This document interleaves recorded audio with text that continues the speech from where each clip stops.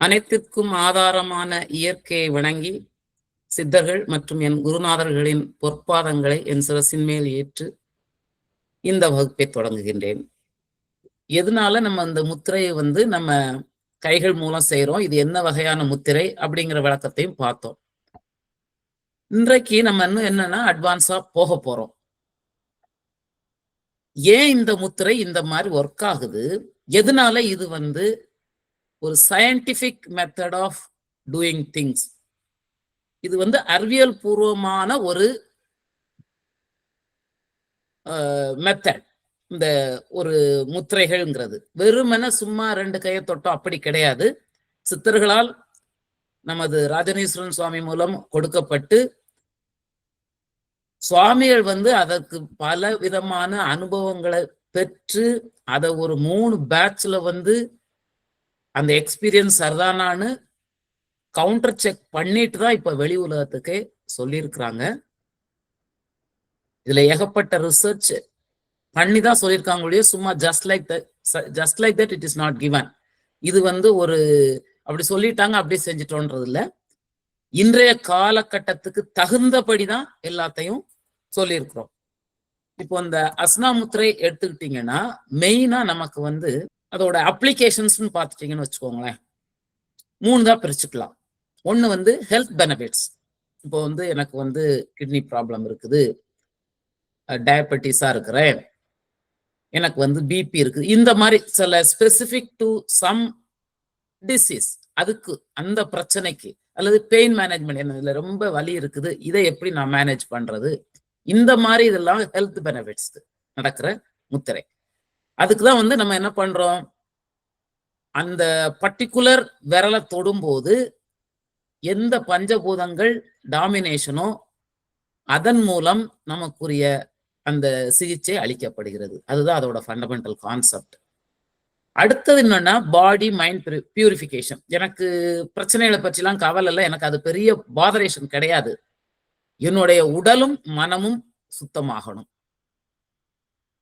சுத்தமாகிறதுனா அந்த நமக்கு உள்ளால நம்ம உணவு பழக்கங்கள்னாலேயோ நம்மளுடைய உடல் உருவான அந்த கர்ம வினைகளால் உருவாக்கப்பட்ட காரணத்தினாலோ அதுல புத்தி நல்ல புத்தியா இருக்கலாம், கெட்ட புத்தியா இருக்கலாம், மனம் நல்ல மனமா இருக்கலாம், கெட்ட மனமா இருக்கலாம், அகங்காரம் நல்ல அகங்காரமா இருக்கலாம், கெட்ட அகங்காரமா இருக்கலாம். அதே மாதிரி நமக்கு சித்தமும் நல்ல பதிவுகளும் இருக்கலாம், அதுல கெட்ட பதிவுகளும் இருக்கலாம். சோ எல்லா விதமானது கலந்துதான் வர்றோம். நம்ம கர்மா அப்படின்னு பார்த்தோம்னா நம்ம இந்த உலகத்துல பிறந்து வந்திருக்கிறோம், நம்மள இந்த உலகத்துக்கு கொடுத்த நம்ம பெற்றோர்களுக்கு நம்ம கடமைப்பட்டிருக்கிறோம், அது ஒரு முக்கியமான கர்மா. நம்ம மூலம் நம்ம கொடுக்கிற குழந்தைகள் அவங்களுக்கும் நம்ம செய்ய சில கடமைகள் இருக்கு, அதுவும் நம்ம கர்மா தான். அது தவிர நம்மளுடைய ரிலேட்டிவ்ஸ், நம்மளுடைய மூதாதையர்கள், பல விதமான ஃப்ரெண்ட்ஸ், இந்த மாதிரி சர்க்கிள், இது அடுத்து ஒரு கர்மா நமக்கு இருக்குது. ஏன்னா நம்ம சொசைட்டி தான் நிறைய நம்மளை ஹெல்ப் பண்ணி இருக்குது. இப்போ ஒரு கவர்மெண்ட் ஜாப்ல இருக்கிறோம்னா அந்த கவர்மெண்ட் ஜாப்ல கிடைக்கிற சம்பளம் எல்லாருடைய டாக்ஸ் மணி, எங்கேயோ இருந்து வரல. அப்போ அவங்க நமக்கு கொடுத்துருக்காங்க, நான் வேலை செஞ்சிருக்கிறேன் எனக்கு அவங்க கொடுத்தாங்க, அந்த ஆர்குமெண்ட்லாம் அதுல சரின்னு சொல்ல முடியாது. ஒருத்தருக்கு நிறைய கிடைக்குது, ஒருத்தருக்கு குறையா கிடைக்குது. அதை நம்ம கரெக்டா அதை பண்ண முடியாது. ஆனால் அந்த சொசைட்டிக்கு கடமைப்பட்டிருக்கிறோம், நம்ம அந்த கர்மம் நமக்கு இருக்குது, என்னென்ன வேலைகள்லாம் செய்யணுங்கிறது. அடுத்தது நீங்க பாத்தீங்கன்னா நம்ம உடல் உருவானதே பஞ்சபூதங்களால தான். அப்போ இந்த பஞ்சபூதங்கள் நமக்கு இந்த காற்றை கொடுக்கலன்னா, நீரை கொடுக்கலன்னா, வாழ்றதுக்கு இந்த பூமியை கொடுக்கலன்னா, நம்மளுடைய இயக்கத்துக்கு வெப்பத்தை கொடுக்கலன்னா, இந்த ஆகாய அனைத்தையும் தாங்கலன்னா நாம இல்லை. அப்போ இந்த இயற்கை நமக்கு கொடுத்துக்கிட்டு இருக்குது, அதை நம்ம நிறைய பேர் அதை உணர்றதே இல்லை, அதுவும் பெரிய ஒரு கர்மம் தான். அப்போ நம்ம ஸ்பிரிச்சுவல் டெவலப்மெண்ட்னு போகும்போது அதுக்கு முன்னாடி இந்த பாடி மைண்ட் பியூரிஃபிகேஷன் ஏன் பண்றோம்னா, நல்லா ஃபுல்லா பியூரிஃபை ஆயிடுச்சுன்னா மனமும் உடலும் உங்களுக்கு நம்மளுடைய கர்மங்கள் என்னென்ன செய்யணுங்கிறது கண்டிப்பா உணரணும். நம்ம இவ்வளவு நம்ம வாங்கியிருக்கிறோம், ஒரு நன்றி கடன் நமக்கு அவ்வளவு இருக்குது. ஏன்னா இதெல்லாம் இல்லாம நான் போய் நேரே போய் நான் சாமியார் ஆயிட்டு போய் ஒரு காட்டுல உட்கார்ந்து தவம் பண்றேன், பண்ணலாம். ஆனா அந்த ஆன்மீக வளர்ச்சி வந்து நிஜமாவே உண்மையான ஆன்மீகம் கிடையாது. ஏன்னா நம்ம நிறைய பேரு தவறா நினைச்சுக்கிடுறோம். ஆன்மீகங்கிறது போய் ஒதுங்கி போய் கும்பிடுறது, உட்கார்ந்து தவம் பண்றது, அப்படியே மெடிடேஷன் 24 மணி நேரம் அது நடக்கவே நடக்காது. இந்த எல்லா கர்மங்களையும் முடித்தால்தான் உங்களால அடுத்த ஸ்பிரிச்சுவல் டெவலப்மெண்ட்டுக்கு போக முடியும். இதுல பாடி மைண்ட் பியூரிஃபிகேஷன் ஆகும்போது நமக்கு ரொம்ப எளிமையா ஆன்மீகத்துல முன்னேற்றம் நடக்கும். ஏன்னா அதுல நிறைய செல்ஃப்லெஸ் சர்வீஸ் பண்ணணும். இந்த செல்ஃப்லெஸ் சர்வீஸ், தன்னலமற்ற இந்த சேவைகள் செய்யறது வந்து அது சொசைட்டிக்காக இருக்கும், அல்லட்டா நேச்சருக்காக இருக்கும். சோ அதெல்லாம் நம்ம வந்து பண்ணும் போதுதான் நமக்கு வந்து இன்னும் ஆன்மீக வளர்ச்சி குயிக்கா நடக்கும். அதனால எல்லாரும் ஆன்மீகம்ங்கிறது இந்த தப்பான புரிதல் இருக்கக்கூடாது. இந்த கர்ம வினை கர்மங்கள் சொல்றது இத்தனை பேருக்கு உள்ள கடன் தான். அத்தனை நம்ம தீர்க்காம அடுத்த லெவலுக்கு போக முடியாதுங்கிறது தெளிவா நம்ம தெரிஞ்சுக்கணும். அப்புறம் தான் ஸ்பிரிச்சுவல் டெவலப்மெண்ட். இப்போ இந்த 3 அப்ளிகேஷனையும் சொல்லியாச்சு. இந்த மாதிரி கொடுக்கப்பட்டது. சுவாமிஜி வந்து நிறைய பேர்ட்ட டெஸ்ட் பண்ணாங்க. அப்படி பண்ணும்போது டயபெட்டிஸ் கம்ப்ளீட்டா நம்ம சயின்டிபிக்கா அந்த ரீடிங் எடுத்து பார்க்கும்போது நல்லா குறைஞ்சிருக்குது. பல ஆசிரமங்கள்ல முதியோர்களுக்கு போய் இந்த முத்திரைகளை சொல்லி கொடுத்து இன்னும் ஒரு 10 கிட்ட ரெகுலரா போய்கிட்டு இருக்குது முத்திரைகள். அதுல ஒருத்தர் லெப்ரசி பாதிக்கப்பட்டவர் என்ன நேற்று கூட அந்த அனுபவத்தை பகிர்ந்தாங்க. அந்த ஆசிரமத்தில் அவருக்கு 75 வயசு, நல்ல காலில் உணர்வே இல்லாம இருந்தது, நல்ல உணர்வாயிட்டு அந்த ஆசிரமத்துல சொல்லி கொடுக்குறவங்க எங்களுக்கு சொன்னாங்க. நேற்று அனுபவம் கேட்கும்போது அவ்வளவு உற்சாகமா அத்தனை பேருக்கும் எல்லா சர்வீஸும் பண்ணிட்டு இருக்காரு. 2 மாசம் தான், பிப்ரவரியில இருந்து தான் தொடங்கினாரு. வயது 75. அவ்வளவு தூரம் அந்த நல்ல ஒரு உற்சாகமா வேலை செய்யறாரு. நல்ல வேகமா நடக்காரு. முன்னாடிலாம் நடக்க ரொம்ப கஷ்டப்படுவாரு, உணர்வே தெரியலம்பாரு. இப்போ வந்து நல்ல ஃபாஸ்டா நடந்து எல்லாம் பண்றாரு. அதே மாதிரி 170 வயசு முதியோர், அந்த முதியோர் இல்லத்துல கிடைச்ச எக்ஸ்பீரியன்ஸ் நேற்று கிடைச்சது எங்களுக்கு. அவர் சொல்றாரு, ஏதோ கீழே விழுந்தாலும் கொஞ்சம் பேக் சைடு லைட்டா ஹேர்லைன் கிராக் மாதிரி இருக்குன்னு இருக்காங்க. அவரும் இதுக்குரிய முத்திரை பயிற்சி செஞ்ச உடனே now he is also very much active. ரொம்ப சந்தோஷம் எல்லாருக்கும் அந்த ஆசிரமத்துல இந்த மாதிரி பண்றது. சோ அந்த முதியோர் நிலையங்கள் எல்லாம் நாங்க பண்றதுக்கு காரணமே அந்த அனுபவம் எந்த அளவுக்கு அது ஹெல்ப்ஃபுல்லா இருக்குது. எத்தனை பேர் வந்து தூக்கம் இல்லாதவங்க தூங்கணும்னு சொல்றாங்க. ஏன்னா இது இந்த 2 நான் வந்து ரொம்ப எக்ஸ்ட்ரீமா இருக்கனால சொல்றேன், வயசுன்னு சொல்லி இது சொல்றேன். மற்றபடி தூக்கம் இல்லாதவங்க தூக்கம் நல்லா வருதுன்னு சொல்லி தூங்குறாங்க. மனக்கவலை இருந்தவங்க மன தெளிவு வந்திருக்குங்கிறாங்க. எல்லாம் எனக்கு வந்து இப்ப அக்செப்ட் பண்ற பக்குவம் வந்திருக்குன்றாங்க. அதெல்லாம் ரொம்ப பெரிய விஷயம். அதாவது சும்மா வந்து ரேண்டமா இந்த முத்திரைகள் செய்யுங்கன்னு சொல்லல. இந்த அனுபவத்தெல்லாம் அறிஞ்சுகிட்டு இது வந்து சாதாரணமா நம்ம இருக்கிற மக்கள்கிட்ட. அதே மாதிரி இந்த முத்திரைகளை சுவாமிஜி வந்து இன்னும் ஒரு ரொம்ப நல்ல அட்வான்ஸா உள்ள சன்னியாசிட்டையும் கொடுத்து ட்ரை பண்ணாங்க. அவங்களோட அனுபவம் எப்படி இருக்குன்ட்டு. ஏன்னா அந்த அனுபவம் எப்படின்னா, அவர் ஸ்பிரிச்சுவல்ல இருக்காரு. ஏன்னா சாப்பாடு ஒரே வேளைதான், குக்டு ஃபுட்டே கிடையாது. அவருக்கு இப்ப வயசு 75. டாக்டர் பிரகாஷ் பேரு. அவர் வந்து மெடிக்கல் எய்ம்ஸ்ல MBBS முடிச்சு, அதுலயே பிஜியும் முடிச்சு, WHO நமக்கு வேர்ல்டு ஹெல்த் ஆர்கனைசேஷன் மூலம் ஒரு ஃபெல்லோஷிப் வாங்கி அவரு யுஎஸ்ல போய் அங்க 1 வருஷம் சர்வ் பண்ணிட்டு அவருக்கு வந்து நிறைய பெரிய சம்பளம் கொடுத்து வேலையை கொடுத்தாங்க. வேண்டாம், அவர் 19 வயசுலே வந்து சந்நியாசம் வாங்கிட்டாரு. கம்ப்ளீட்டா சாத்திக உணவு, தீவிரமான மெடிடேஷன், அதுக்குரிய பிராக்டிஸ் எல்லாம் பண்ணி இப்ப வந்து அவர் வந்து மானசரோவர் அங்க நார்த்ல தான் இருக்காரு. அவரு இந்த பயிற்சியை முத்திரை பயிற்சியை செய்ய வச்சு சுவாமி மூலம் பண்ணணும். அவர் கொடுத்த ஃபீட்பேக் சுவாமி சொன்னது. ஏன்னா சுவாமியும் அந்த அனுபவத்தையும் 2 பேரும் பகிர்ந்துகிட்டதுனால தான் நமக்கு ஷேர் பண்றாங்க. ஏன்னா இது எந்த அளவுக்கு நமக்கு உபயோகமா இருக்குங்கிறது. அவர் முதல்ல சொன்னது, இந்த முத்திரைகள் வந்து ஜெட் ஸ்பீடுங்க அப்படின்னாரு. Jet speed. நானும் 40-50 வருஷமா பண்ணிக்கிட்டு இருக்கிறேன். அந்த 50 வருட எக்ஸ்பீரியன்ஸ் எனக்கு ஒன் டே பண்ணதுல முடிஞ்சதுன்னாரு. 8 ஹவர்ஸ் கண்டினியூஸா பண்றேன்னாரு. 8 ஹவர்ஸ்.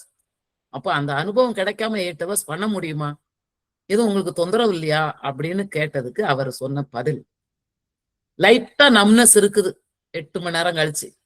நம்னஸ் லைட்டா இருக்குது, கொஞ்சம் டிஸ்கம்ஃபர்ட் இருக்குது, தட் இஸ் ஓகே.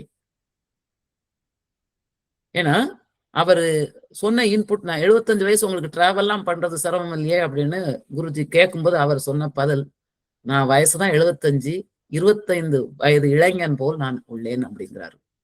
சோ நான் என்ன சொல்றேன்னா, அவர் அந்த ஆன்மீகத்துல அந்த பயிற்சியில அத்தனை வருஷம் உடல் அவ்வளவு 100% பியூரா வச்சிருக்காரு. அவருக்கு பாடி மைண்ட் பியூரிபிகேஷன் தேவையா இல்லையான்னு எனக்கு புரியல.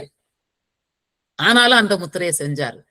ஜெட் ஸ்பீடு, பயங்கர வேகம். அவர் என்ன சொன்னாருன்னா, நான் டீப் மெடிடேஷன்ல அந்த பிளிஸ் லெவலுக்கு போக 5 மணி நேரம் ஆகும்.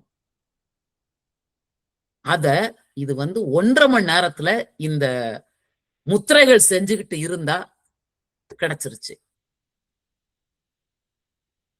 அடுத்தது,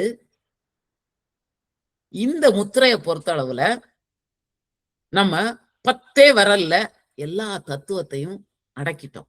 உடல்ல உள்ள, அதாவது கோஷங்களையும் அந்த கரணங்களையும். நம்ம செய்ய வேண்டியது 2 விரலையும் தொடுறதுதான். இப்போ வலது கையை வச்சு இடது கையில அன்னமய கோஷம்னா இப்படி தொடுறோம்னா இந்த விரலை இப்படி தொடுறதுதான் நம்ம வேலை. இந்த மைண்ட் நமக்கு சுவிட்ச் ஓவர் ஆகுது இல்லையா, அல்ட்ராடியன் ரிதம் படி 90 to 120 மினிட்ஸ்ல சேஞ்ச் ஓவர் நடக்குது. அது ஒன்னதான் நம்ம கவனிக்கணும். அந்த ரிதத்தை கவனிக்கிறதா நமக்கு ஒரே ஒரு வேலை. மற்றபடி தொட்டுட்டா உள்ளால எல்லாம் நடக்குது. சோ இது இந்த முத்திரையில நம்ம தொட வேண்டியதுதான். வலதுபுறை டைம்ல எந்தெந்த இது நம்ம சரி பண்ண நினைக்கிறோமோ அதுல தொடணும். அது ஒண்ணுதான் நம்ம வேலை. சுவாசத்தை கவனிச்சுட்டு சுவாசம் நின்றுச்சுன்னா நிறுத்திக்கலாம், அவ்வளவுதான். ஒரு 90 to 120 மினிட்ஸ் நம்ம பண்ணிட்டு கொஞ்சம் ரிலாக்ஸ் பண்ணிட்டு இது பண்றது. மேடம் சொன்னாங்களா, ரிலே ரேஸ் மாதிரி, ரெஸ்ட் தென் ஆக்டிவிட்டி, ரெஸ்ட் தென். சோ அந்த மாதிரி அந்த அல்ட்ராடியன் ரிதத்தோட நம்ம இயற்கையில என்ன நிகழ்வு நடக்குதோ அதோட எசைஞ்சு just touching the finger tips, that's all. ஆனால் அந்த மெடிடேஷன் வேற எந்தவித சாதனமா இருந்தாலும் அந்த சாதனங்கள் ரொம்ப கடினம்னாரு. ரொம்ப கடினம். ஏன் கடினம்னா அத்தனையும் மனம் சார்ந்தது.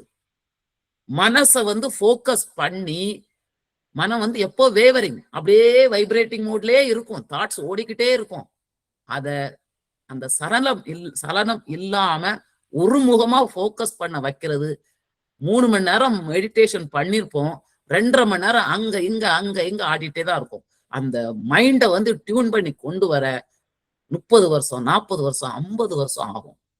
இது அவர் சொன்ன பதில் அனுபவத்துல. ஆனா இதுக்கு அந்த சிரமம் கிடையாது. ஏன்னா நேற்று கூட ஒருத்தங்க கேட்டாங்க, மனசை எங்கனாலும் விட்டுக்கலாமா, அலைபாயுதே, நான் கைய மாத்திரம் விரலை மாத்திரம் தொட்டுக்கிட்டு இருக்கிறேன், ஆனா மனசு எனக்கு ஸ்டேபிளா இல்ல, போக்கஸ் பண்ணணுமா, இப்படி ஒரு கொஸ்டின் கேட்டாங்க நேற்று. கவலையே பட வேண்டாம். நீங்க மனசு இங்க அப்படி போகுது இப்படி போகுது, அதெல்லாம் இதுல போக்கஸ் பண்ணணும், புருவ மத்தியில கொண்டு போய் நிறுத்தணும், தம்மு கட்டி மூச்சை அப்படியே அதெல்லாம் ஒண்ணுமே கிடையாது. நேச்சுரலா உங்க சுவாசம், இடது சுவாசம் வலது சுவாசம், வளர்பிறை தேய்பிறை, நம்ம சொன்ன அந்த இன்ஸ்ட்ரக்ஷன் படி ஃபாலோ பண்ணி. இப்ப தேய்பிறைங்கிற நாம இடது கையில ரிசீவிங், வலது கையில உள்ள மத்தி விரல் மாத்திரம் கொடுக்கும். சோ இதுதான் நடக்குது. இத பண்ணுனா போதும், ஆட்டோமேட்டிக்கா உள்ளால 100% சுத்தமான பிராண சக்தி சர்க்குலேட் ஆகுது. அவங்க அனுபவத்துல சொன்னது, சுத்தமான பிராண சக்தி உடல் எங்கும் பரவுது. நம்ம சொல்றோம் இல்லையா, இடது சுவாசம் வலது சுவாசம் மூலம். இது 2வது பாயிண்ட். ரொம்ப ஃபாஸ்ட். அடுத்தது மைண்ட போக்கஸ் பண்ணணுங்கிறது இல்லைங்கிறது இது ஒரு பெரிய விஷயம். சாதாரண ஆட்களும் இந்த ஈஸியா அச்சீவ் பண்ண முடியும் அப்படிங்கிறது. 3வது நம்ம என்ன சொல்றாங்கன்னா, இப்போ சித்துக்கள், நிறைய சித்துக்கள் இருக்குது. ஏன்னா சுவாமி தான் எக்ஸ்பிளைன் பண்ணாங்க. எனக்கு நிறைய அது புரியல. சுவாமி தான் அந்த அனுபவத்தை வந்து பகிர்ந்தது. அதைத்தான் நான் உங்களுக்கு சொல்றேன். அந்த சித்துக்கள் வந்து கிடைக்கும். ஒரு நல்ல ஸ்பிரிச்சுவல் டெவலப்மெண்ட் போறவங்களுக்கு. அதாவது அனிமா, லஹிமா, கரிமா அப்படின்னு நிறைய இருக்குது. சித்து விளையாட்டுன்னு சொல்லுவோம். அந்த சித்து விளையாட்டுலாம் நீங்க இந்த பிராணாயாமம், இந்த கன்வென்ஷனல் பிராக்டிஸ்ல வரும்போது அதெல்லாம் முதல்ல கிடைக்கும். அதை தாண்டி போகணும். அதை தாண்டாம நிறைய பேர் அதிலே நின்றுவாங்க, அதிலே விழுந்துருவாங்க. ஆன்மீகம் மேல போகாது. இந்த அஸ்னா முத்திரையில அந்த எக்ஸ்பீரியன்ஸ்ல சொன்னது, இது சித்துக்கள் வராது, உங்களுக்கு அந்த டேஞ்சர் இல்ல, நல்ல ஸ்பிரிச்சுவல் டெவலப்மெண்ட் போக முடியும். இதுதான் அவர் கொடுத்த அனுபவம். பண்ணி பார்த்துட்டு. ஏன்னா இத வந்து நீங்களும் இந்த அனுபவபூர்வமா உணரணும். இது வந்து எதுக்காக இத சொல்றோம்னா, இந்த நிலையில உள்ளவங்களும் இந்த இதை பிராக்டிஸ் பண்ணிட்டு உள்முகமா ஆராய்ச்சி பண்ணி என்ன நடக்குது, இதுக்கும் மற்றதுக்கும் உள்ள வித்தியாசம் என்ன, அதுல மனசை ஒருமைப்படுத்தணும். அதுக்கு பிராக்டிஸ் பயங்கர கஷ்டம். அவ்வளவு ஈஸி கிடையாது. நீங்க ஒரு செகண்ட் மனசை வந்து எதையும் யோசிக்காம நின்னு பாருங்க, முடியாது. டப்பு டப்பு டப்பு டப்புன்னு மனசு எண்ணங்கள் ஓடிக்கிட்டே இருக்கும், அலைபாஞ்சுக்கிட்டே இருக்கும். சும்மா இருக்க மாட்டோம். அத நிறுத்திட்டு தான் நம்ம மெடிடேஷனை வந்து அந்த தொடங்க முடியும். அப்பதான் மெடிடேஷனே ஸ்டார்டிங். ஒரு இடத்துல போக்கஸ் பண்ணி சுவாசத்தை மாத்திரம் கவனிச்சு அதை தவிர எந்த இதுவும் இல்லாம பண்றதுதான் மெடிடேஷன் வர்றது ட்ரூவா. சோ அந்த நிலைக்கு போறதுக்குள்ளால நம்ம ஜென்மமே முடிஞ்சு போகும்.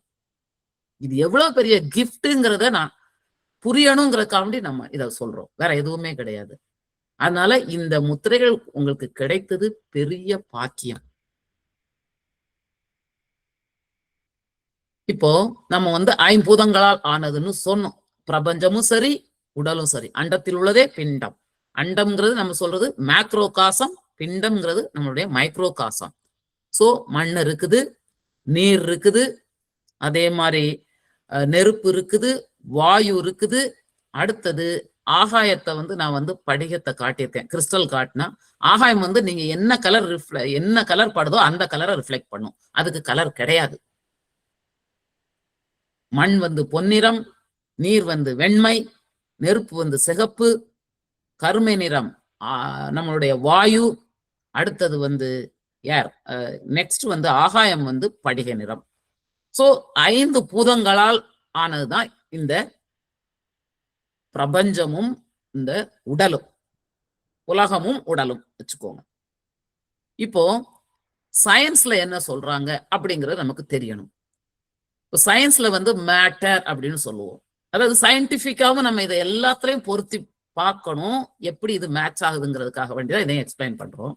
ஒரு மேட்டர், ஒரு பருப்பொருள், ஒரு பாக்குற ஒரு இது, ஒரு கல் எடுத்துக்கோங்க, ஒரு டேபிள் எடுத்துக்கோங்க, நீங்க உங்களுக்கு முன்னாடி இருக்கிறத பாக்குறது. சோ அது வந்து ஒரு மேட்டர்.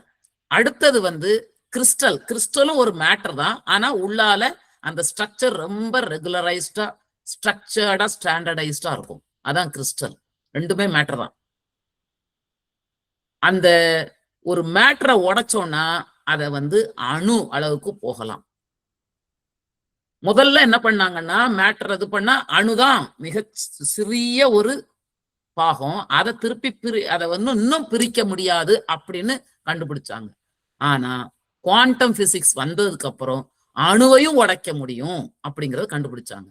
சோ அணுக்களால் ஆனது அந்த மேட்டர். அந்த அணுக்களுக்குள்ளாலையும் எலக்ட்ரான் இருக்குது, புரோட்டான் இருக்குது, நியூட்ரான் இருக்குது. அந்த உள்ளால இருக்கிறத நியூக்ளியஸ்ன்னு சொல்லுவோம். ஆமா, ஆட்டமுக்குள்ளால நியூக்ளியஸ், நியூக்ளியஸ் சுத்தி எலக்ட்ரான் சுத்தி வரும். அந்த நியூக்ளியஸ் பாத்தீங்கன்னா, நியூக்ளியஸ்குள்ளாலையும் நியூக்ளியான் அப்படிங்கிறது வந்து நமக்கு சொல்ற புரோட்டான், நியூட்ரான். அதுக்குள்ளாலையும் பார்த்தா அது இருக்குது. இப்போ குவாண்டம் மெக்கானிக்ஸ்னு நம்ம பார்க்கும்போது சப் அட்டாமிக் பார்ட்டிகிள்ஸ் அப்படின்னு சொல்றாங்க. ஆட்டத்தையும் திருப்பியும் பிரிச்சு, அதை பிரிக்கும் போது மேட்டர் வந்து ஃபெர்மியான்ஸ், போசான், குவார்க்ஸ், லெப்டான்ஸ், இந்த மாதிரி நம்ம இந்த மேல போடுறது. நீங்க இந்த டேர்ம் புரியலையே நீங்க நினைக்க வேண்டாம். ஜஸ்ட் ஒரு குவாண்டம் மெக்கானிக்ஸ்ல மேட்டரை வந்து பிரிச்சு, அதாவது அட்டாமிக், சப் அட்டாமிக் லெவல் வரும்போது உங்களுக்கு பாத்தீங்கன்னா குவார்க்ஸ் இருக்குது, ஹேட்ரான்ஸ் இருக்குது, லெப்டான்ஸ் இருக்குது, போசான் இருக்குது. இந்த மாதிரி வெவ்வேறு சப்பாட்டாமிக் பார்ட்டிகிள்ஸும் இருக்குது. சோ நியூக்ளியானுக்கு கீழையும் போகும்போது பிரிக்கும் போது குவார்க். சோ இது வந்து குவாண்டம் மெக்கானிக்ஸ் படி ஃபர்தரா இதையும் டிவைட் பண்ணலாம் அப்படின்னு சொல்லியிருக்காங்க. அதே போலதான் நம்மளுடைய சித்தர்களும் அணுவையும் இன்னும் வந்து உடைக்கலாம். அவங்க சொல்றது அந்த குவாண்டம் பிசிக்ஸ் தான். அணுவையும் உடைச்சு இது பண்றத எல்லாம் சொல்லியிருக்காங்க. சோ இது எப்பவோ சொல்லிட்டாங்க. அணுங்கிற வார்த்தையை எத்தனையோ இதுல நீங்க பார்க்கலாம் பாடல்கள்ல. சோ நம்ம இப்போ வந்து ஆட்டம் தான் அந்த பிசிக்ஸ்ல பண்ணது, கிளாசிக்கல் பிசிக்ஸ்ல. குவாண்டம் பிசிக்ஸ் வரும்போது குவார்க் இதன் மூலம் இது பண்ணுன்னு சொல்றாங்க. இப்போ இது மூலம்தான் நமக்கு வாரது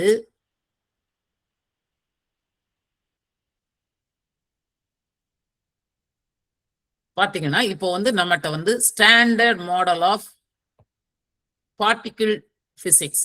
இதுல 4 ஸ்டேட் சொல்றாங்க. Solid state, liquid state, gaseous state, plasma states. என்னன்னா அந்த இதை ஒன்னையா பிரிக்கும் போது நமக்கு புரோட்டான்ஸ், நியூட்ரான்ஸ்ங்கிறது வந்து அட்டாமிக் லெவல். இன்னும் அதுக்கு கீழே போகும்போது குவார்க்ஸ் லெவல்.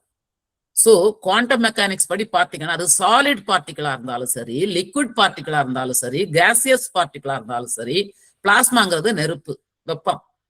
எந்த ஒரு கூறாக இருந்தாலும் அனைத்துமே அடிப்படையில இந்த குவார்க்ஸ், புரோட்டான்ஸ், நியூட்ரான்ஸ் இதால ஆனதுதான். இந்த காம்பினேஷன்ல வர்றதுதான் solid, liquid, gas, plasma states. நம்ம என்ன சொன்னோம்? பஞ்சீகரணம். 5 பஞ்சபூதங்களோட வேரியஸ் காம்பினேஷன் தான் நமக்கு வந்து மண் சாலிட், நீர் லிக்விட், ஏர் கேஸ், நெருப்பு பிளாஸ்மா. ஆகாயத்தை பற்றி இதுல சொல்லல. அவங்க ஆகாயத்தையும் சொல்லிட்டாங்க. ஏன்னா ஆகாயம் வந்தது, ஆகாயத்துல இருந்துதான் வாயு, வாயுல இருந்துதான் ஹீட்டு, ஹீட்ல இருந்துதான் வாட்டர், வாட்டர்ல இருந்துதான் எர்த். இதுதான் அந்த சீக்வன்ஸ். சோ எந்த பூதத்தை எடுத்தாலும் மற்ற பூதங்களும் அதுல உண்டு. சோ எல்லாமே நம்ம பார்க்கிற சாலிட், லிக்விட், கேஸ், பிளாஸ்மா எல்லாம் இதுல என்ன சொல்றாங்க? பிசிக்ஸ்ல வந்து இந்த 4 ஸ்டேட்டும் குவார்க்கு, புரோட்டான்ஸ், நியூட்ரான்ஸ், இந்த ஆட்டம்ஸ் அண்ட் சப் ஆட்டம்ஸால உருவாக்கப்பட்டன. அப்போ அடிப்படையா பஞ்சபூதங்களால தான் எல்லாமே உருவாக்கப்பட்டது. அதேதான் சயின்ஸும் சொல்லுது.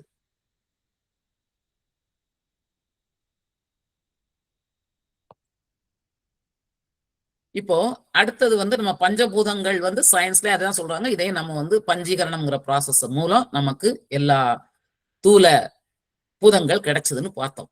பஞ்சபூதங்கள். அதுல இருந்தா அண்டமும் பிண்டமும் உருவாக்கப்பட்டன. அந்த பிரபஞ்ச சிருஷ்டியை பற்றி பார்க்கும்போது அது முதல் கிளாஸ்லயே பார்த்தாச்சு. சோ மேக்ரோ காசம்ங்கிறது வந்து அண்டம்.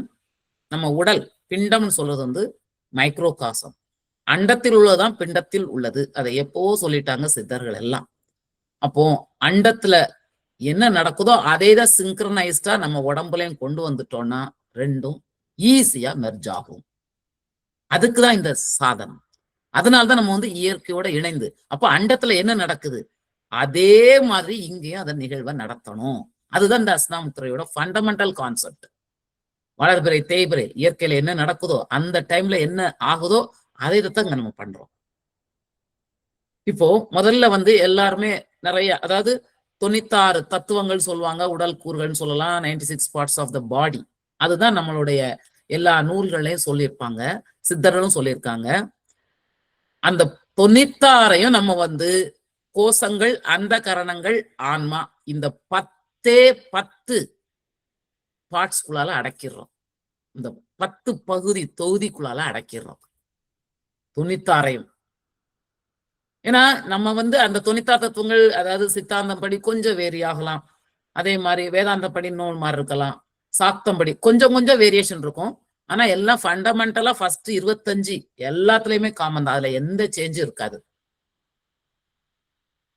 சோ எப்படி இந்த இதை வந்து நம்ம கீழே கொண்டு வரோங்கிற ஒரு பிரீஃபா நான் உங்களுக்கு சொல்லிடுறேன்.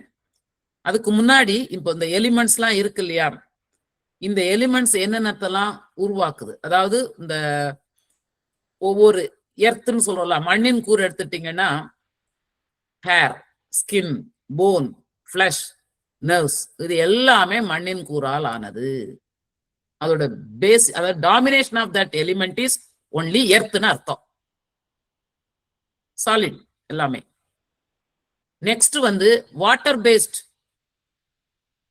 Blood, bone marrow, urine, brain, reproductive fluids, இது எல்லாமே வாட்டர் மாலி, தட் இஸ் நீர்க்கூறால் ஆனது.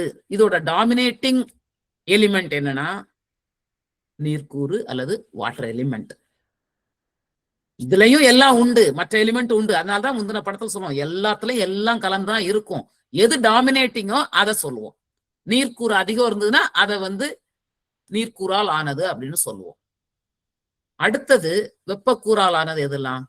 இது வந்து சில ரியாக்ஷன்ஸ், நம்மளோட ரியாக்ஷன்ஸ், ஃபியர், பயம், ஈகோ, லேசினஸ், அது கடும் சோம்பல்ங்கிறது வந்து லெத்தார்ஜிக்கா, ரொம்ப மந்தமா அசமந்தமா இருக்குன்னு சொல்றது, அதுதான் அது தமோ குணம்னு சொல்லுவோம்.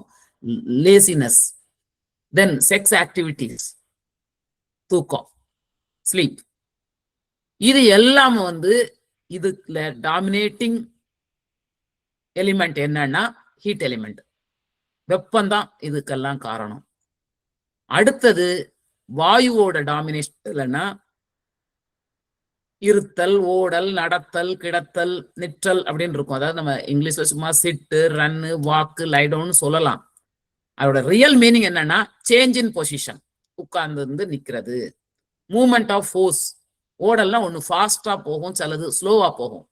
இப்போ நீங்க வந்து ரத்த ஓட்டம் உள்ளால ஓடுது, மூச்சு சுவாசம் உள்ளால ஓடுது, பிராணசக்தி ஓட்டம் உள்ளால ஓடுது, ஒவ்வொன்றும் ஒவ்வொரு மாதிரி நடக்குது. ஸோ இந்த ஃப்ளோ சிலது ஃபாஸ்டா இருக்கும், சிலது ஸ்லோவா இருக்கும். அடுத்தது muscle activity, muscle movement. So இந்த மாதிரிதான், அதாவது இருத்தல், ஓடல் ஒன்று ஸ்டேபிளா இருக்கிறது, அல்லது வேகமாவோ மெதுவாவோ உள்ளால ஒரு சலனம் ஏற்பட்டுக்கிட்டு இருக்கிறது, அதான் ஓடல், நடத்தல் ரெண்டும் ஃபாஸ்ட் ஆர் ஸ்லோ. கிடத்தல்னா அது வந்து பொசிஷன் இஸ் சேஞ்ச், நிற்றலும் பொசிஷன் சேஞ்ச். ஸோ அந்த இந்த மாதிரி ஆக்டிவிட்டிஸ், இந்த மாதிரி ஆக்ஷன்ஸ், ரியாக்ஷன்ஸ் எல்லாமே வந்து வாயு கூறு. அடுத்தது ஆகாச கூறு எதுலான்னா காமம், ஆசை, குரோதம், ஆங்கர், கோபம், லோபம்னா கிரீடு, பேராசை, மோகம்ங்கிறது மயக்கம், ஒரு இல்லூஷன், இல்லாத இருக்குதுன்னு நினைக்கிறது மோகம். ப்ரைடு, அது ஈகோயிஸ்டிக் திங் தான், ரொம்ப பெருமையா நினைக்கிறது, அதான் மதம்னு சொல்லுவோம். சோ இது எல்லாம் சித்தர்களுடைய நூல்கள்ல அகஸ்தியர் கொடுத்த வைத்திய சதகம் அப்படிங்கிற புக்ல இருந்து எடுத்தது. வைத்திய சதகம்ங்கிற புக்ல இருந்து எடுத்தது. அது அப்படியே அகஸ்திய சித்தர் கூர்னதுதான், அவர் சொன்னதுதான் இந்த 96 தத்துவம். அதுவும் வைத்திய சகதம்ங்கிற புக்ல இருந்துதான் எடுத்த டேட்டா. இந்த எல்லாமே அதுல உள்ள டாக்குமெண்ட் தான். அப்போ இந்த 96 தத்துவம்னு சொல்றது வந்து நம்பரோட எல்லாம் கொடுத்திருக்குது. அறிவு தான் ஆன்மா, ஆக்சுவலா ஜீவன் சொல்றது அது ஒண்ணுதான். தோஷம் 3, குணம் 3, மலம் 3, ஏடனை 3, மண்டலம் 3, கர்மேந்திரியங்கள் 5, பொறிகள் 5, பூதம் 5, அந்தகரணம் 4, புலன் 5, அவஸ்தை 5, ஞானேந்திரியம் 5, ஆசயம் 5, கோஷம் 5, ஆதாரம் 6, விகாரம் 8, வாயு 10, நாடி 10, வினை 2. இது எல்லாம் சேர்த்தா 96 தத்துவம் வரும். நம்ம உடல்ங்கிற கோயில்ல இருக்கிற இத்தனை தத்துவம் தான். இந்த 96 தத்துவங்கள் தான் அந்த வைத்திய சதகத்துல கொடுத்திருக்கிற தத்துவம். சிலது வந்து கொஞ்சம் முன்ன பின்ன ஆகலாம், அதை பற்றி எல்லாம் கவலைப்பட வேண்டாம். நம்ம எல்லா தத்துவத்தையும் கொண்டாந்து எதுல ஒடுக்குறோம்? 10க்குள்ளால. ஏன்னா 10 விரல் தான் இருக்குது. கோஷங்கள், அந்தகரணங்கள், ஆன்மா, இதுக்குள்ளால நம்ம இந்த இதை எப்படி அடக்குறோம் அப்படின்னு பாத்தீங்கன்னா அதைத்தான் இப்போ டேபிள்ல கொண்டு வந்திருக்கிறோம். பூதங்கள், ஐம்பூதங்கள் பாத்தீங்கன்னா அது வந்து அன்னமய கோஷத்துல அடங்கிடும். பொறிகள், மனோமய கோஷமும் விஞ்ஞானமய கோஷமும் அதுல வரும். ஐம்பொறிகள் எதெல்லாம்? நம்முடைய ஐஸ், ஸ்கின், தென் இயர்ஸ், நோஸ், டங். இது எல்லாமே வந்து மனோமயத்துக்கும் விஞ்ஞானமய கோஷத்திலையும் அடங்கிடும். புலன்கள், அதாவது தன்மாத்திரைன்னு சொல்லுவோம். சப்தம், ஸ்பரிசம், ரூபம், ரசம், கந்தம் அப்படின்னு சொல்றது. இது வந்து மனோமய கோஷத்துல வரும், அந்த தன்மாத்திரைகள் எல்லாம். அடுத்தது கர்மேந்திரியங்கள், கை, கால், வாய், இருவாய், கருவாய், அதாவது hands, legs, then our mouth, you are having the anus and genitals. இது எல்லாம் வந்து பிராணமய கோஷத்துல அடங்கும். அப்புறம் ஞானேந்திரியம் பாத்தீங்கன்னா, இதுதான் வந்து தானம், கமனம், நடத்தல், வசனம், விசர்க்கம், ஆனந்தம், இந்த இதெல்லாம் ஆக்டிவிட்டிஸ் தான். இது வந்து பிராணமய கோஷத்துல அடங்கிடும் ஞானேந்திரியங்கள். ஏன்னா இது வந்து இந்த ஞானேந்திரியங்கிற வார்த்தை வந்து அந்த வைத்திய சதகத்துல யூஸ் பண்ணாலும் சொல்றோம். அதாவது இந்த ஆக்டிவிட்டியை நடத்துற இதுதான் அந்த மேல உள்ள கை, கால், வாய், இருவாய், கருவாய், அதோட தான் இதுவும் பிராணமய கோஷத்துல தான் அடக்கம். அடுத்தது அந்தகரணம். அந்தகரணம் நம்ம எடுத்துக்க போறோம். மனம், புத்தி, சித்தம், அகங்காரம். அறிவுங்கிறது ஆன்மா, அதை நம்ம கன்சிடர் பண்றோம். 4+1 5 வந்துருது. அடுத்தது வாயு. வாயு வந்து இந்த இயக்கம் இருக்கு இல்லையா, இதுவும் கம்ப்ளீட்டா பிராணமய கோஷம் தான். வாயுக்களோட இயக்கம், தச வாயுக்கள்னு சொல்லுவோம். அதைத்தான் லாஸ்ட் காலத்துல போட்டிருக்கிறோம். நீங்க அதெல்லாம் தெரிஞ்சுக்கிடணும்னு அவசியம் இல்லை, ஜஸ்ட் ஃபார் இன்ஃபர்மேஷன். வாயுக்கள் எல்லாமே only that shows the activities, இயக்கத்தை குறிக்குது.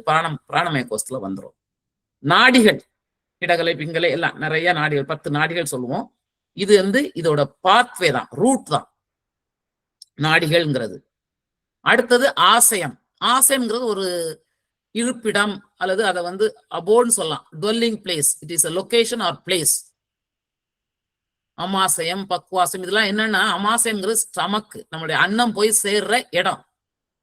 என்ன, அதாவது இது ஒரு கண்டெய்னர் மாதிரி நினைச்சுக்கோங்க. ஆசயம்னா கண்டெய்னர். எதுல இருக்குது இந்த இருப்பிடத்துல? அன்னம் போய் ஸ்டமக்ல சேரும். அடுத்தது வந்து அது பக்குவப்பட்டு கொஞ்சம் இதாகிறதுக்கு சிறுகுடல் போய் சேரும். அதுக்கடுத்து அது ஸ்மால் இன்டெஸ்டைன், தென் லார்ஜ் இன்டெஸ்டைன். சலாசயம்ங்கிறது கிட்னி. சுக்லாசயம்ங்கிறது வந்து நம்மளுடைய வெளியிடுற ஜெனிட்டல். சோ இது ஒவ்வொன்றும் அந்த எதை அதை தாங்கி நிக்குது அப்படிங்கிறது ஆசயம். நம்ம உணவு எங்க இருக்குது, மலம் எங்க இருக்குது, அந்த மாதிரி எல்லாத்தையும் இது பண்றதுதான் ஆசயம்ங்கிற தத்துவம், உடல் கூற சொல்றது. அப்போ இதெல்லாம் ஒரு லொகேஷனை தான் குறிக்குது, ஒரு பிளேஸை குறிக்குது. அதே மாதிரி கோஷங்கள் 5 நம்ம பார்த்திருக்கிறோம், அதை நம்ம கன்சிடர் பண்றோம். ஆதாரம். ஆதாரம்ங்கிறது என்ன? எனர்ஜி சென்டர்ஸ், மூலாதாரம், சுவாதிஷ்டானம், மணிப்புரகம், அநாகதம், விசுத்தி, ஆக்ஞை, எல்லாமே வந்து ஒரு லொகேஷன் ஆர் பிளேசஸ் தான். மண்டலம். மண்டலமும் நம்ம என்ன சொல்லுவோம்? அக்னி மண்டலம், சூரிய மண்டலம், சந்திர மண்டலம் சொல்லுவோம். சக்தி ஓட்டம் நிகழ்ற அந்த இடத்துக்கு பேர் தான். அதுவும் ஒரு இடத்தை தான் குறிக்குது, பிளேஸை தான் குறிக்குது பாடியில உள்ள. அப்புறம் நம்மளுடைய மலம்னு வரும்போது ஆணவம், கண்மா, மாயை, இது எல்லாமே அந்த கரணத்தோட சேர்ந்து வந்துடும். தோஷம், இது வந்து வாதம், பித்தம், கபம்னு சொல்லுவோம்.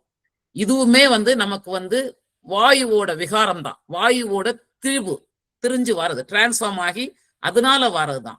அதாவது வாயுவால வரலாம், அதாவது நமக்கு நெருப்பால வரலாம், நீரோட கூறால வரலாம். சோ இது எல்லாமே எதுல வந்துடும்னா நம்மளுடைய பஞ்சபூதங்களே வந்துடும். பஞ்சபூதங்கள் கோஷங்கள்ல அடக்கும். இது வந்து தோஷம். 3. அவஸ்தை. அவஸ்தைங்கிறது வந்து ஆன்மாவோட உணர்வு நிலை.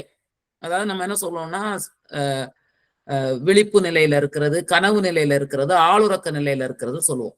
இந்த 3 வந்து இந்த 3 அவஸ்தைகளும் நம்மளுடைய பஞ்சகோஷங்கள்ல அடங்கிரும். அடுத்தது ஏடனை. ஏடனைன்னா ஒண்ணுல வச்சிருக்கிற பற்று.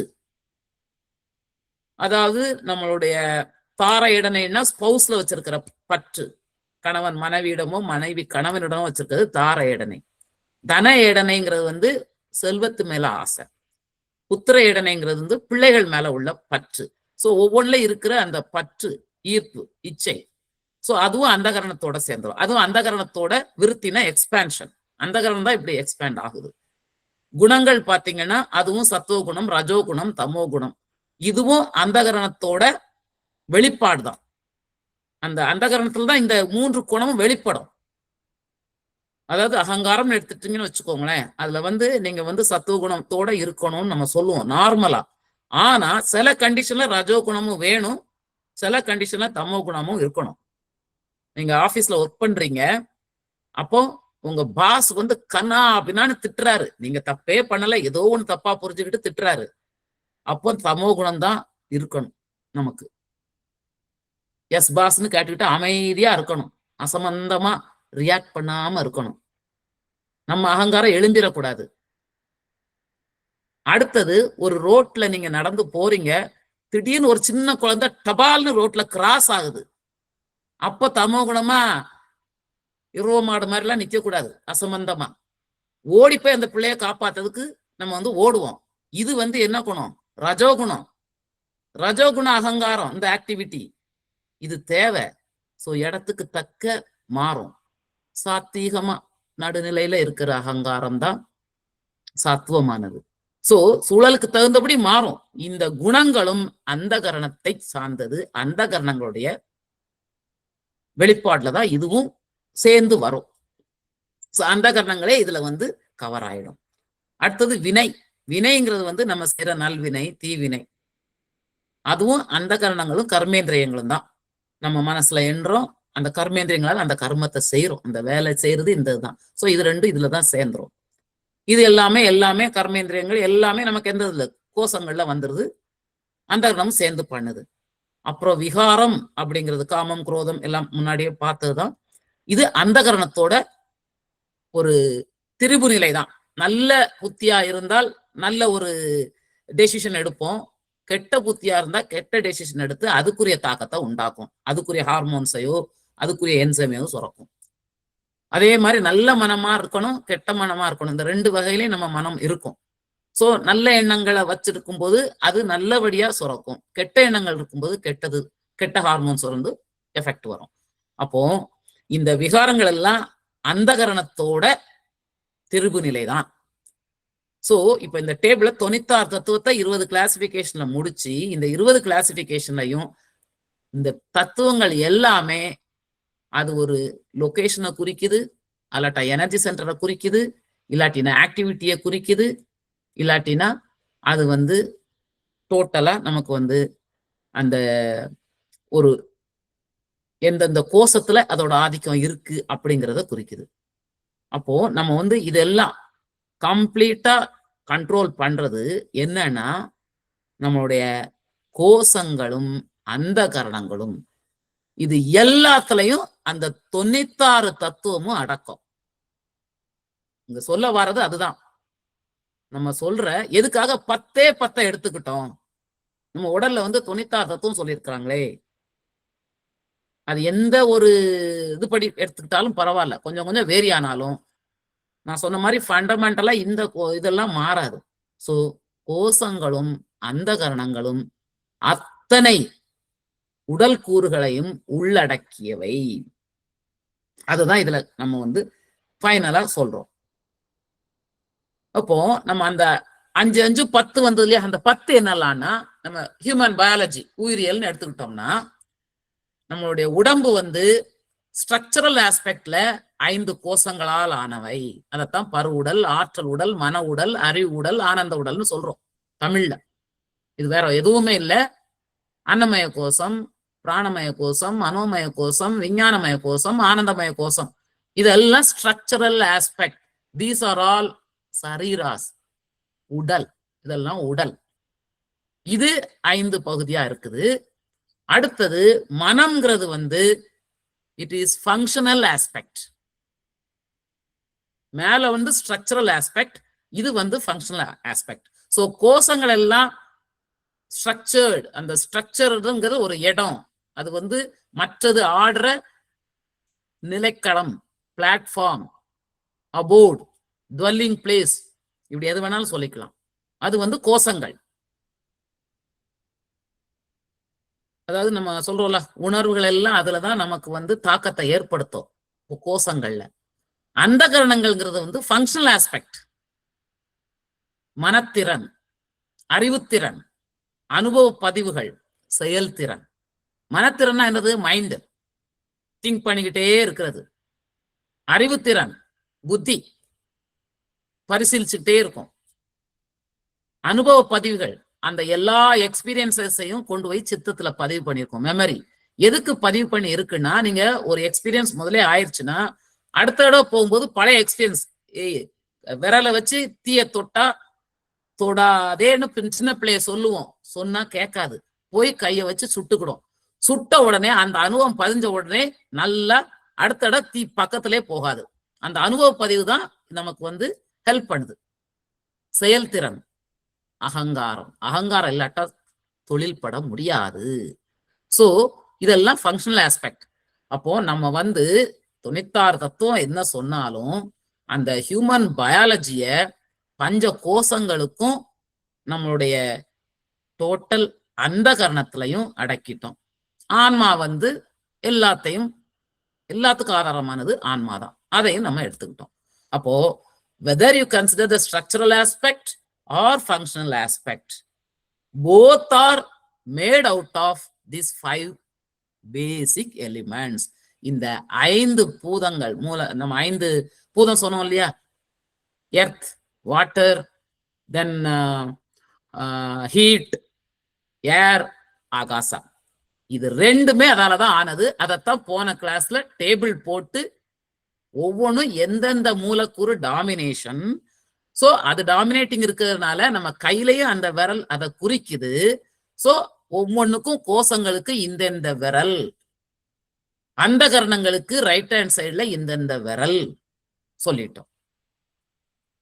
சோ இத பேஸ் பண்ணலாம். ஏன்னா இத வந்து எல்லா உடலுடைய அத்தனை பயாலஜிக்கல் ஆஸ்பெக்ட்ஸ் ஃபுல்லா இதுல அடக்கம். அதத்தான் இப்போ பஞ்ச கோஷங்களை இன் டெப்த் நம்ம பார்க்க போறோம்.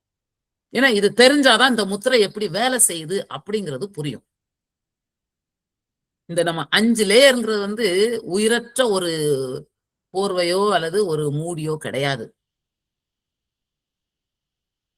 இது எல்லாமே வந்து பயாலஜிக்கல் ஸ்ட்ரக்சர்ஸ். 5 கோஷம்னு சொல்றது வித் டிஃபரண்ட் லைஃப் பொட்டன்ஷியல். ஒவ்வொன்றுக்கும் ஒரு ஆற்றல் இருக்குது. அந்த இடத்துலதான் அந்த ஆற்றல் செயல்படுத்த முடியும். சோ ஃபங்க்ஷனல் ஆஸ்பெக்ட் வந்து பிளே பண்ற அந்த இடம் தான் பஞ்ச கோஷங்கள். That is the structural aspect. The functions are played on that platform. அதே மாதிரி ஒவ்வொரு லேயர்னு சொல்றது வந்து இந்த பஞ்ச கோஷத்தை தான் ஒவ்வொரு லேயர்னு சொல்றோம். ஒவ்வொரு லேயர்லையும், அதாவது நம்ம அன்னமய கோஷம்னா அதுக்குன்னு ஒரு லேயர்னு சொல்றோம். லேயர்னா அப்படியே நெஸ்டடா நினைச்சுக்காதீங்க. எல்லா லேயரும் எல்லாத்துலயும் ஊடுருவி போயிருக்கும். நம்ம பார்த்தோம்னா புரிஞ்சோம்னா அது தெரியும். ஆனா ஒவ்வொரு லேயர்னு ஏன் சொல்றோம்னா ஒவ்வொன்றும் ஒவ்வொரு ஸ்டேட் ஆஃப் கான்சியஸ்னஸ் அதுல இருக்குது. அதுக்காக தான் each layer operates in separate state of consciousness. அதனால்தான் இந்த 5 லேயரையும் சொல்றோம். இப்போ இதே மாதிரி ஹியூமன் பாடியிலும் எப்படி இருக்குது நம்ம சொல்றோம். It is having skeletal system, respiratory system, muscular system, circulatory system, digestive system, nervous system, இன்னும் நிறைய சப்டிவிஷன், இம்யூன் சிஸ்டம், பல இது இருக்குது. இதுவும் வேரியஸ் ஸ்ட்ரக்சரல் ஆஸ்பெக்ட்ஸ். நம்ம கோஷங்கள்னு சொல்லிட்டாங்க சித்தர்கள் எல்லாம். நம்ம இதுல என்ன சொல்றோம், ஒவ்வொரு சிஸ்டம் ஹியூமன் பாடியில பார்ட்ஸ் இப்படிலாம் இருக்குது. ரெஸ்பிரேட்டிவ் சிஸ்டம்னா அதுல லங்ஸ் மேஜர் பார்ட், ஸ்கெலட்டல்னா கம்ப்ளீட்டா எலும்பு ஃபுல்லா போன் சிஸ்டம். இந்த மாதிரி ஒவ்வொன்றுக்கும் ஒவ்வொன்று நம்ம சயின்ஸ்ல அதே மாதிரி தான் இது பண்றோம். இப்போ லெட் அஸ் டிஸ்கஸ் அபவுட் அன்னமய கோஷம் அல்லது பரு. அன்னமய கோஷம்ங்கிறது வந்து ஃபுல்லா it is made out of food. நம்ம சாப்பாடு தான் இதுக்கு மெயினான இன்புட். நம்ம சாப்பிட்றதுதான் இந்த சரீரமா மாறி வருது. இதுதான் வந்து நம்மளுடைய தூல சரீரம்ங்கிறது வந்து என்னது, இந்த உடல் தான் நமக்கு அனுபவிக்கிற ஒரு பிளாட்ஃபார்ம். அதாவது நமக்கு வந்து தனு, கரண, புவன, போகம்னு சொல்லுவோம். தனுங்கிறது உடல் படைக்கப்பட்டது, கரணங்கள் அந்த கரணங்கள், புவனம்ங்கிறது இந்த உலகம், போகம்ங்கிறது நம்ம அனுபவிக்கிற போக வாழ்க்கை. இந்த தனு கரணம் சேர்ந்து அந்த புவனத்தை போகிக்குது அப்படிங்கறத நம்மளுடைய கான்செப்ட். அப்போ அதை அனுபவிக்கிறது எது, இந்த தூல சரீரம். அன்னமய கோஷம் தான் அந்த லெவல்ல தான் அந்த அனுபவம் நமக்கு கிடைக்கிறது.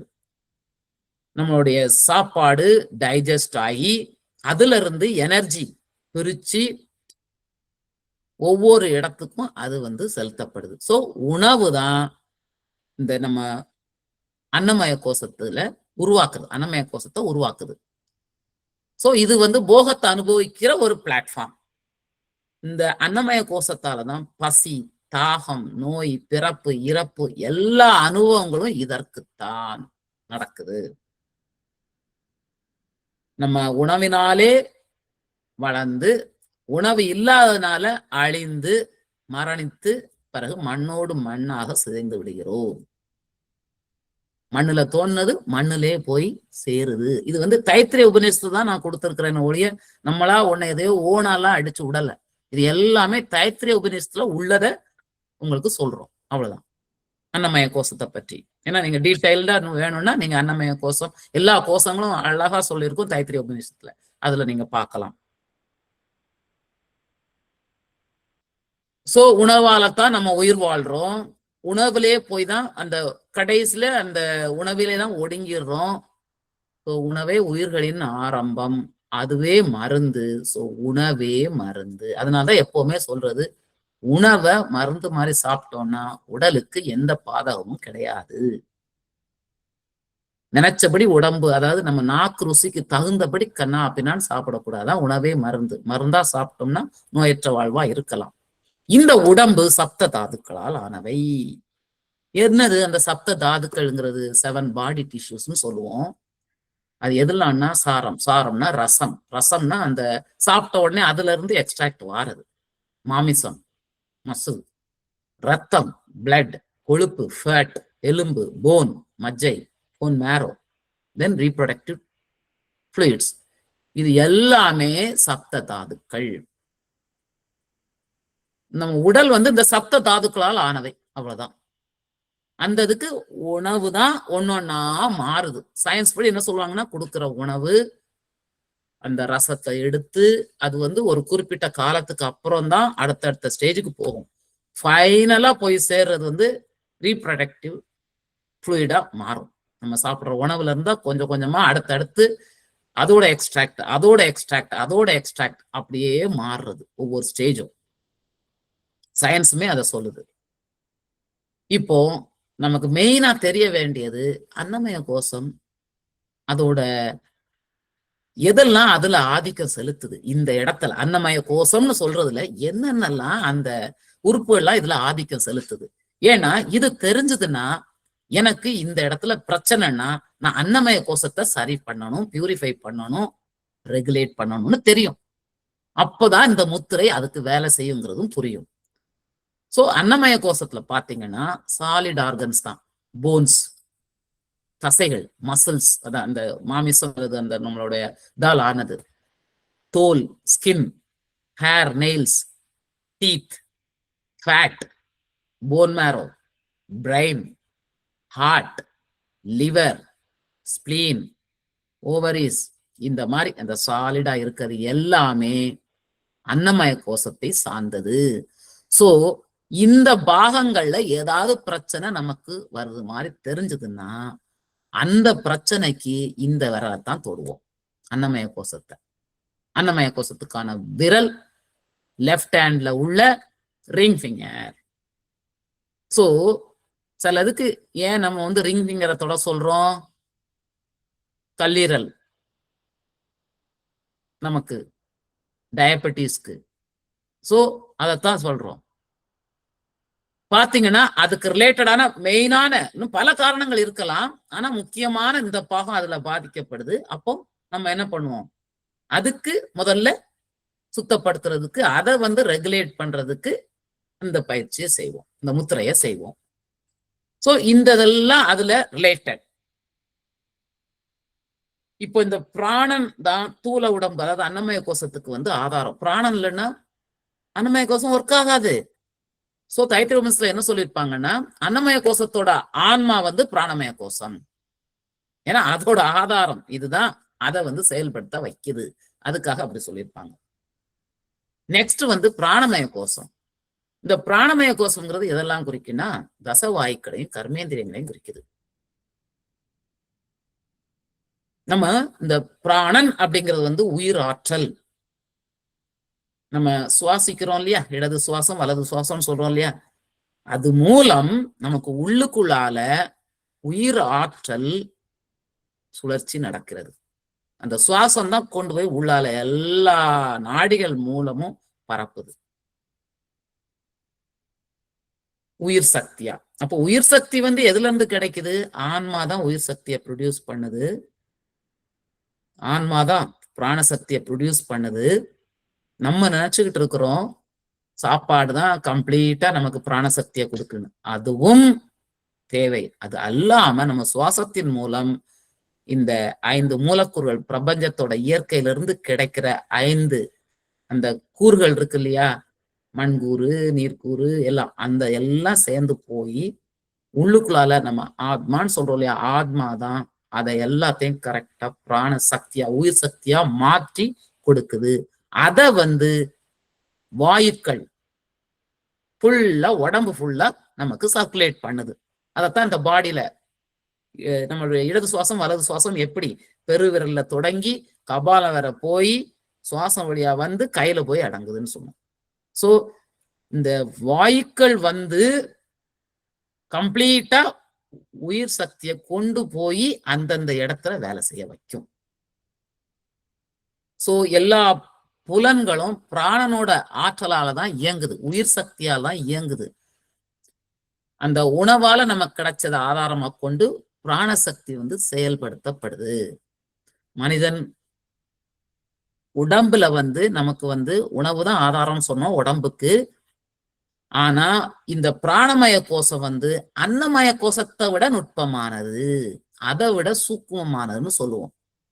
அன்னமய கோஷத்தை விட சூக்குமமானது, இப்படியே தைத்திரிய உபநிஷத்துல சொல்லியிருக்கோம். இந்த உரை, அதாவது பிராணமய கோஷம் அன்னமய கோஷத்தை விட நுட்பமானது.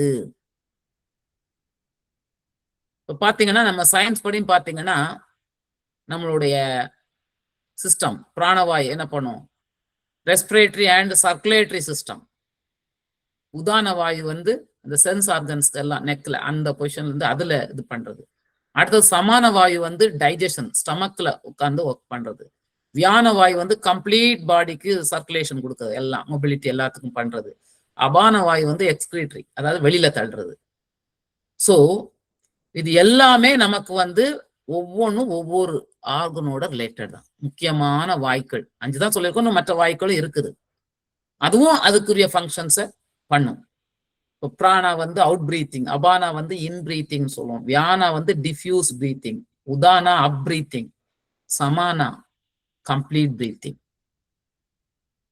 சோ இப்போ நம்ம பார்த்தது உடம்புலையும் இந்த வாய்க்கள் மெயினானதை மாத்திரம் சொல்லியிருக்கோம், இன்னும் மற்ற வாய்க்கள் மற்ற இதை கொண்டு போகும். அப்போ இதே மாதிரி இதுல என்னென்ன உறுப்புகள்லாம் இதுல ஆதிக்கம் பாத்தீங்கன்னா, உடல்நீர் உறுப்புகள், கிளாண்ட்ஸ் அண்ட் ஃப்ளூயிட்ஸ் எல்லாம் தான் இது சம்பந்தப்பட்டது. செரிப்ரோ ஸ்பைனல் ஃப்ளூயிட், பிளட் ரத்தம், சலைவா, டியர்ஸ் கண்ணீர், தென் யூரினல் பிளாடர்ல வர்றது urine, then digestive glands and juices, hormones. அதே மாதிரி ஸ்னோவியல் ஃப்ளூயிடுங்கிற லூப்ரிகேட்டிங் ஃப்ளூயிட் இன் ஜாயின்ட்ஸ், அதாவது முட்டுல கை முட்டை எல்லா இடத்துலயும் வர்றது, மியூக்கஸ் சளி,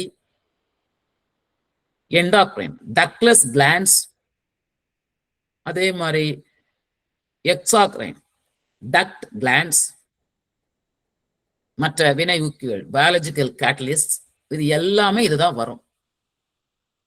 சோ பிராணமய கோஷத்துல பாத்தீங்கன்னா மெயினா சுரப்பிகள் தான். அதுல மெயினா உள்ளது சுரப்பிகள், எல்லா சுரப்பிகளும் பாத்தீங்கன்னா pineal gland, pituitary gland, thyroid gland, எல்லா கிளாண்ட்ஸோடதும் என்னென்ன பார்ட்ஸோட உள்ளது. இது எல்லாம் தான் இந்த சுரப்பிகள் சுரந்து ஒவ்வொரு இடத்துல ஒவ்வொரு ஆக்ஷனை கொண்டு வரலாம். இதுதான் நமக்கு மெயினானது புரிஞ்சுக்கணும் பிராணமய கோஷத்துல உள்ளது. அதனாலதான் உடல் நீர் உறுப்புகள், கிளாண்ட்ஸ் அண்ட் ஃப்ளூயிட்ஸ் எல்லா இடத்துலயும் சுரக்கிறதுனால ஏற்படுது.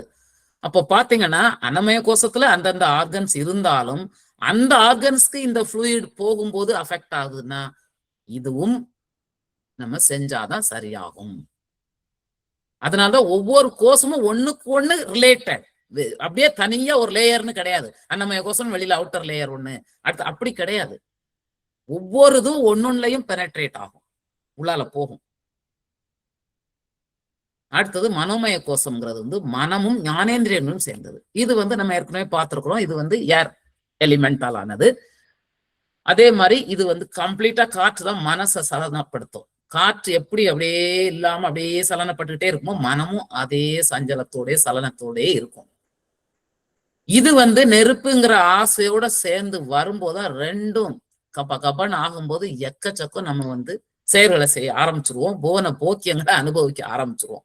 அப்போ நமக்கு வாயுக்கூறு நெருப்பு கூறோட சேரும் போது நல்லாவே போகங்கள் அதிகமாயிடும்.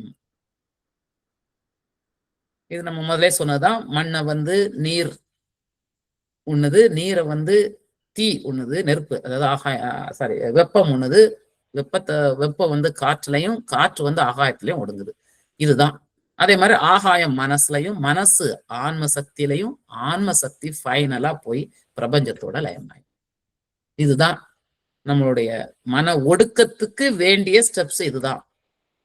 இப்போ இதுல என்னென்ன பார்ட்ஸ், என்னென்ன பாகங்கள்லான்னு பார்த்தா, நுரையீரல், லங்ஸ், மூச்சு துளைகள், நரம்புகள், நர்வ்ஸ், தென் மஸ்குலர் மூவ்மெண்ட்ஸ், அதே மாதிரி தசவாய்க்குடைய இயக்கங்கள், இது எல்லாமே இந்த மனோமய கோஷத்தோட சம்பந்தப்பட்டது. நம்ம சொல்றோம் அந்த கரணங்கள்னு சொல்றோம். அந்த கரணங்கள் வந்து இந்த இயக்கங்கள் நடக்கும்போது ஒவ்வொன்றும் அந்த வேலைகள் மாறும். மனசுல நம்மளுடைய எண்ணங்கள்லாம் மாறும். அதனாலதான் அந்த தசவாய்க்கள் சக்திகளை கொண்டு போய் உடலெல்லாம் இயக்குனாலும் அந்த மனசோட தாக்கம் எல்லாத்துலயும் உண்டு. நுரையீரல்ல உண்டு, நரம்புல உண்டு, மஸ்குலர் மூவ்மெண்ட்ல எல்லாத்துலயும் தாக்கம் இருக்கும்போது இதுவும் போய் எல்லா ஆர்கன்ஸையும் அட்டாக் பண்ணும் மனசு வந்து சரியில்லைன்னா. சோ அதனால்தான் மனோமய கோஷம்ங்கிறது வந்து மனசும் பிளஸ் நம்மளுடைய இந்திரியங்கள். அடுத்தது விஞ்ஞானமய கோஷம். இது வந்து புத்தியும் ஞானேந்திரியங்களும் சேர்ந்தது. அதாவது நம்மளுடைய புத்தி வந்து பிரபஞ்ச புத்தியோட ஒட்டுமொத்த புத்தி, அதாவது யூனிவர்ஸ் காஸ்மிக் இன்டெலிஜென்ஸோட இதுவும் சிங்க்ரனைஸ் ஆனாதான் கரெக்டா இருக்கும். சிங்க்ரனைஸ் ஆயிருக்கா இல்லையாங்கிறது நமக்கு தான் தெரியும். செயல் அடிப்படையில் தான் நம்ம வந்து அந்த நம்ம ஒவ்வொரு செயலா செய்யதான் அந்த புத்தியும் நமக்கு வந்து அதை பற்றி தெரியும். ஒரு பிரபஞ்ச புத்தி காஸ்மிக் இன்டெலிஜென்ஸ்ல இருந்தா நம்ம தனிநபர் இன்டெலிஜென்ஸ்ன்றது வருது. அந்த பிரபஞ்ச புத்தி தான் நமக்கு இதுக்கு ஆதாரம். அப்போ அதுக்கு ஆதாரமா இருந்தா ஏன் நம்ம இந்த புத்தி கட்டு அலைறோம் அப்படின்னு பார்த்தோம்னா, இந்த மனசை வந்து அண்டகரணங்கள் தான் காரணம். மனசை கட்டுப்படுத்துறதுக்கு மனசை விட உயர்ந்த ஒன்று வேண்டும். அதை விட உயர்நிலையில உள்ளது புத்தி வந்து மனசை விட உயர்நிலையில உள்ளது. அதனாலதான் அந்த புத்தி வந்து மனசை கட்டுப்படுத்த முடியும். மனசை விட புத்தி உயர்ந்தது. அந்த புத்தியோட துணை கொண்டுதான் மனசை வசப்படுத்த முடியும். அப்போ விஞ்ஞானமய கோஷம் வேணும். புத்தி வந்து சாதாரணமா எல்லாமே செயல்நிலைக்கு வராது, விழிப்புணர்வு கிடையாது. நம்மளுடைய பல விதமான தாக்கங்கள்னால, பற்றுனால, அந்த சொன்னோம்ல 96 தத்துவம் வேலை செய்யறதுனால புத்தி சரியா வேலை செய்யாது.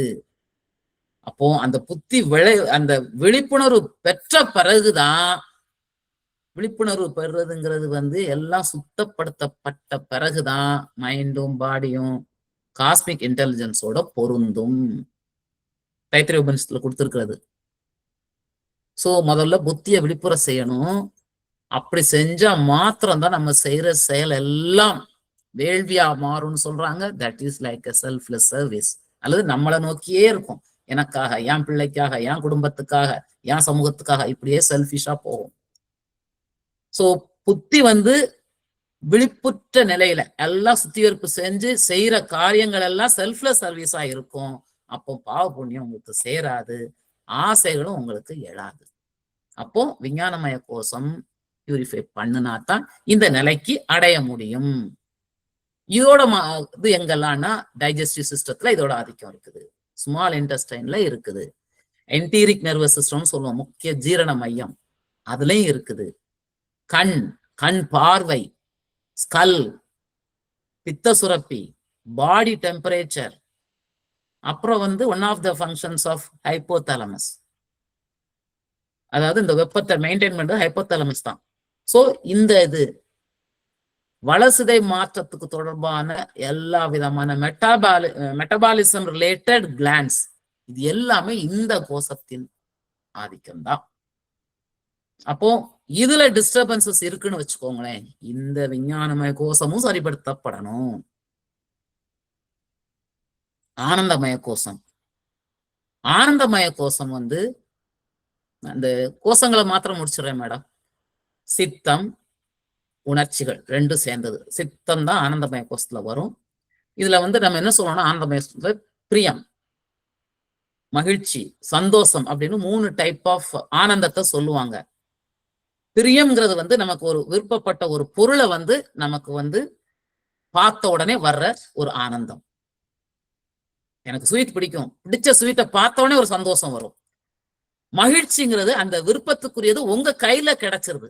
கடையில பாத்தீங்க, ஓகே அங்க அந்த ஸ்வீட் இருக்கு, எனக்கு பிடிச்ச ஸ்வீட் அங்க இருக்கு, ஓகே அதை போய் வாங்கிட்டீங்க, உங்க கையில கிடைச்சது, அந்த ஆனந்தத்துக்கு பேரு மகிழ்ச்சி. அடுத்தது விருப்பத்துக்குரியதை அனுபவிச்சு பெறுகின்ற உச்சகட்ட ஆனந்தம், அந்த ஸ்வீட்டை சாப்பிட்டு அனுபவிக்க கிடைக்கிறது சந்தோஷம். சோ பிரியம், மகிழ்ச்சி, சந்தோஷம் 3 வகையான ஆனந்தம் கிடைக்குது. இந்த எல்லாத்தையும் நம்ம என்ன பண்றது, ஆனந்தமய கோஷத்துல நம்ம வாசனைகள் மறைஞ்சு இருக்குது, அதனாலதான் இந்த ரியாக்ஷன்லாம் வருது. இது பிடிக்கிறதுக்கு காரணம் என்ன, ஒவ்வொருத்தருக்கும் ஒரு ஸ்வீட் பிடிக்கும், அது வாசனையில அந்த இது மறைஞ்சிருக்குனால்தான் அந்தந்த இதை பிடிக்குது.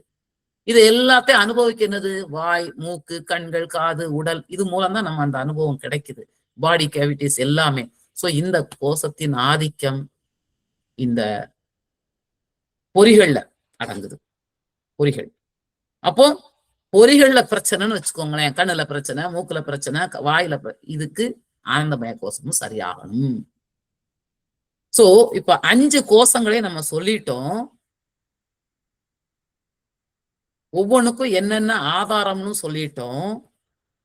இப்ப பாத்தீங்கன்னா இதுல நம்ம புரிஞ்சுக்க வேண்டியது, ஒவ்வொரு கோஷத்துலயும் ஒவ்வொரு அந்த என்னென்ன ஆர்கன்ஸ் அல்லது என்னென்ன அந்த சிஸ்டம், அதாவது சுரப்பிகளோ கிளான்ஸோ அல்லது இந்த தசவாய்க்களுடைய இயக்கமோ, இது எல்லாம் ஒவ்வொன்றையும் அடங்கி இருக்குது. அந்த கோஷங்கள் வந்து உடல்ல உள்ள அத்தனை ஆர்கன்ஸோட ரிலேட்டட். அப்போ நம்ம இந்த முத்திரைகள் செய்யும் போது என்னென்ன முத்திரை செய்யறோமோ அந்த விரலுக்குரிய கோஷம் வந்து அந்த கோஷத்துல உள்ள அந்த ஆர்கன்ஸை சரி பண்ணும், ரெகுலேட் பண்ணும். இதுதான், அதாவது நம்ம வந்து ஹெல்த்தியா இருக்கணும், அந்த தெரப்பின்னு சொல்றோம் இல்லையா, ஒரு சிகிச்சை முறை கொடுக்குது. கிட்னி ப்ராப்ளத்துக்கு அதுக்குரிய ஆர்கன் எதுவோ அது சரிப்படுத்துறதுக்காக தான் அந்த கோஷத்தை எடுக்கிறோம். ஒரே இதுல நிறைய இருக்கு, எலும்பு இதுல வருது, முடி வருது, எல்லாம் வருது, எல்லாமே சரியாகும், பல்லு எல்லாமே சரியாகும். வெறுமனே நம்ம டயபெட்டிஸ்க்காக அன்னமய கோஷத்துல நான் தொட்டுக்கிட்டு இருக்கிறேன், லிவரை மாத்திரம் தான் பண்ணும், அப்படி கிடையாது. அது வந்து நம்ம சாலிட் ஆர்கன்ஸ் எல்லாத்துக்குமே வேலை செய்யும். இதே மாதிரிதான் ஒவ்வொரு கோஷமும் ஒவ்வொன்றுக்கு வேலை செய்யும். ஸோ இதோட நான் அந்த கிளாஸை முடிச்சுடுறேன், ஏன்னா கொஞ்சம் டைம் அதிகம் ஆயிடுச்சு. அடுத்த கிளாஸ்ல மற்றதை இது பண்ணுவோம். ஏன்னா நம்ம வந்து ஒவ்வொன்றையும் எதுக்காக கன்சிடர் பண்றோம், ஏன் இந்த முத்திரை இப்படி வேலை செய்யும் அப்படிங்கிறதுக்காக தான் இந்த அளவுக்கு டீட்டெயில்டா போறோம். ஸோ இதோட நிறுத்திக்கிடுறேன்.